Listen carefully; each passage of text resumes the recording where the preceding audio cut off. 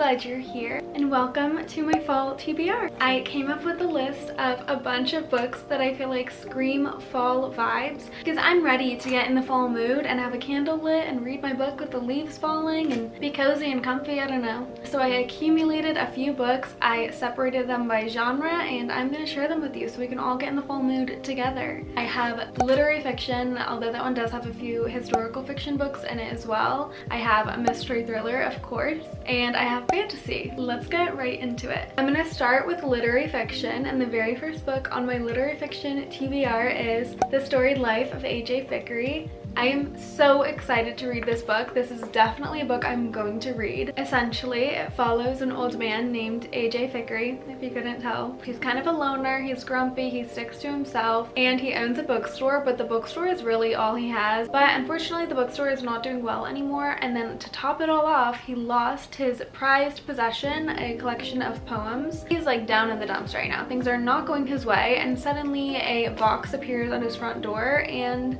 you take it from there. I'm really excited. I've heard that the vibes of this are very similar to Gilmore Girls, and nothing gets more fall than Gilmore Girls. Also, this book is by Gabrielle Zevin, and she wrote the book Tomorrow, Tomorrow, Tomorrow, and it is like a beautifully written novel. Highly recommend that, but I have very high hopes for this because I also read that one and loved it. I'm very excited. I really want to pick this book up soon. The next book I don't own physically, but it's The Woman by Kristen Hanna, and I would pick up and read anything that Kristen Hanna writes. She is just pure magic because her novels are like massive, but her writing is so beautiful and so easy to digest that you don't feel like you're reading like 500 pages. It just goes by so fast. One thing about Kristen Hanna though is she writes tearjerkers, and I have cried to every single book I've read from her. But The Woman by Kristen Hanna came out most recently. It's her newest novel, and I've wanted to read it since it came out. All of Kristen Hanna's books are historical fiction, and this one is no different. It takes place during the Vietnam War, and it follows the women who are nurses there. So this book is primarily about how the war impacted women, and I'm so excited to read it. I know I'm gonna cry. I'm gonna be sitting next to a tissue box. Also, subtle brag, we are friends on Goodreads,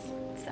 The next book on my TBR is Anxious People by Fredrik Backman. I'm so excited to read this book. I adore Fredrik Backman's writing. It's so poetic and beautiful. I've only read Beartown by him, but in that book specifically, what I noticed most about his writing is he would have like a paragraph, and then the last sentence in that paragraph would be like hard-hitting. Like he would have a whole paragraph about what someone's thinking and then end it with the most poetic, heartbreaking sentence ever. And that's how he writes. Like, you will need a highlighter. I'm sure this book will be no different, and I feel like it's the perfect one for this season. I think Beartown leans more winter, and I definitely want to finish that series then. This one feels very fall to me. Essentially, it's about a failed bank robbery, and 8 hostages are stuck there. I think it actually all takes place within that one day, and the hostages, you get all of their different opinions and how they cope with it. His writing is very character driven, so I'm not surprised there's less plot and more about the characters and how they cope with the situation. I'm very excited to read it. I've heard nothing but good things about it. Then we have one that I'm so incredibly excited to read. It is probably like #1 on my list right now. That is The Wedding People by Alison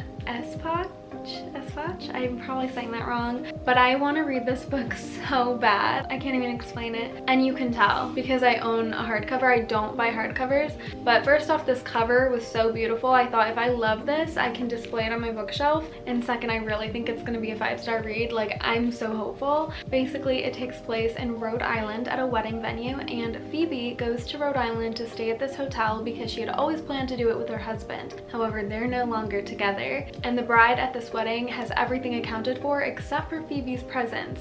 So she ends up meeting Phoebe, and I think they develop a sort of relationship, and that's what this novel is about, and I'm so excited to read it. I really think I will be reading this month. Maybe not this month, but this season. The next book is a brand new book, and I don't own it, but it's Blue Sisters by Coco Mellers. I know she also wrote Cleopatra and Frankenstein, and I haven't gotten into that book yet. I do own it. I tried to read it, and I just couldn't really get into it. I do love the cover of this book, and a lot of people have said good things, and it's new, and so I wanted to put it on this TBR just in case I felt like getting to it. Essentially, it follows 3 sisters, and their 4th sister unexpectedly passed away. So they all get together and cope with it, and it's kind of just just a novel about grief and how they handle things. It does sound like it would be more of an intense book, so I don't know if I'm specifically in the mood for that this fall, but it is something that is on my mind that I might read. And then on like the exact same topic, to be honest, is Intermezzo by Sally Rooney. And once again, this is another new novel that just came out or is coming out at the end of this month.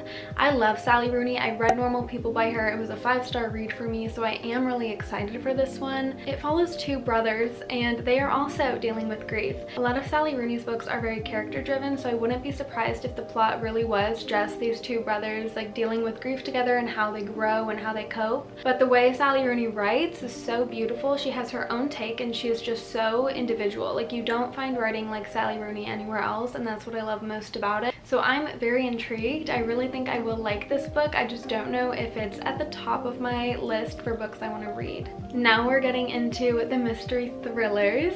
The first book is We Used to Live Here by Marcus Clure.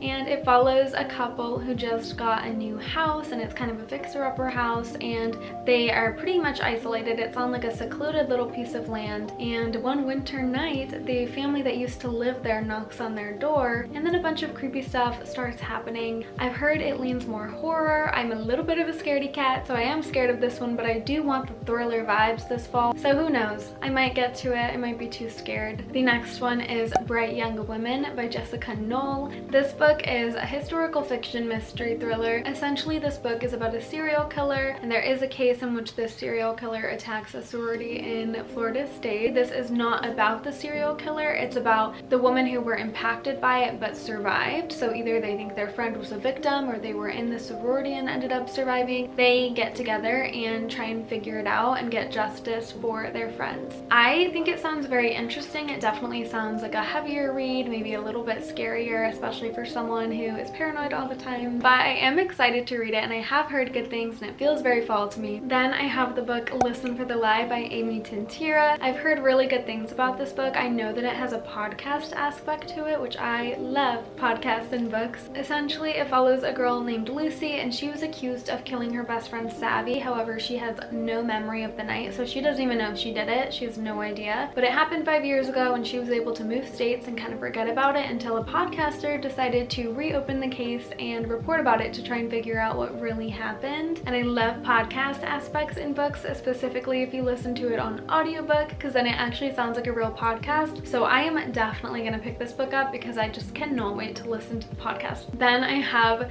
the A Good Girl's Guide for Murder series. This is a YA mystery thriller. It follows a girl named Pip, and she's in high school, and the coolest girl in high school was murdered by her boyfriend, and then the boyfriend committed suicide. But Pip doesn't think that that's the full story, so she wants to research and figure out if there's anything more in the case. And I know that it's a 3-part series, and there's a Netflix series about it now, and I want to watch the show so bad, but I can't watch the show until I read the book. So I probably will be picking this up because I want to watch that show in the fall more than anything. And the last book on my mystery thriller part of this TBR is actually unreleased, and it's The Boyfriend by Frida McFadden. It comes out in October, but it sounds so good. So a girl just got a new boyfriend. She's feeling super happy and hopeful about him. He's finally not horrible like all the other boyfriends she's had. Unfortunately, she hears on the news that there's a man who is a serial killer going around killing girls, but he dates them first. And she's starting to think, hold on, maybe the guy I'm dating is actually this serial killer. I feel like it'll be really entertaining. I've read Frida McFadden before, and I do enjoy her books, so I'm really looking forward to this one, and definitely will be picking it up in October. And now the final part of my TBR is fantasy, and the first one on that list is A Court of Silver Flames. So this is the final book in the ACOTAR series, or at least the final book that's out right now, and it's a big one. I've already started it. I started it after I read A Court of Frost and Starlight because it was the next book, but then I decided I wanted a break from not only fantasy but also books that are ginormous.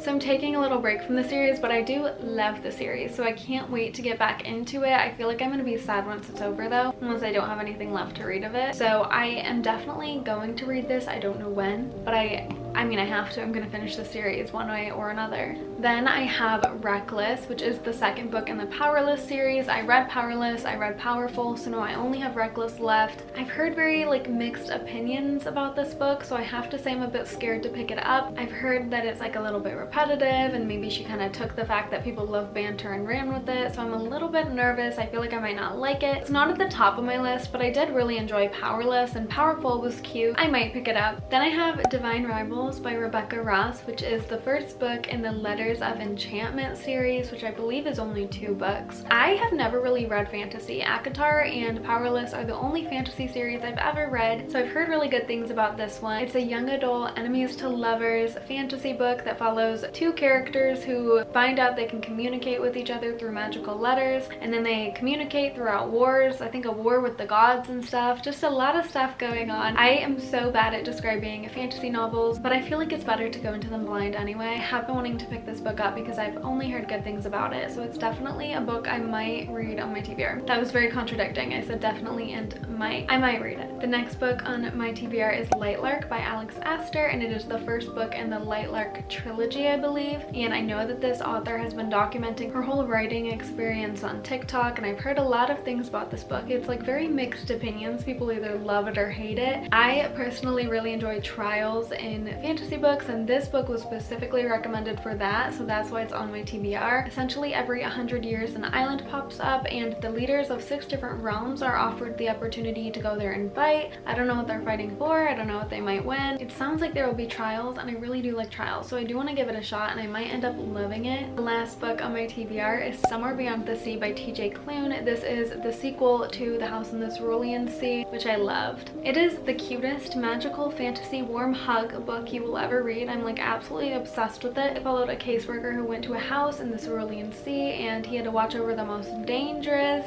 monsters, and they ended up being so cute, and you just fall in love with all of them. It is like the coziest, happiest read, and there's a sequel out. I'm so excited to read it. It just came out this month, I believe. Definitely will be reading that, if not this month, at one point, because I'm so excited to get back into that world. I love it. Those are the books on my fall TBR. Let me know if you plan on reading any of these or what books are on your fall TBR. Thank you so much for watching and for being here. Don't forget to like and subscribe, and I'll see you in the next one. Bye!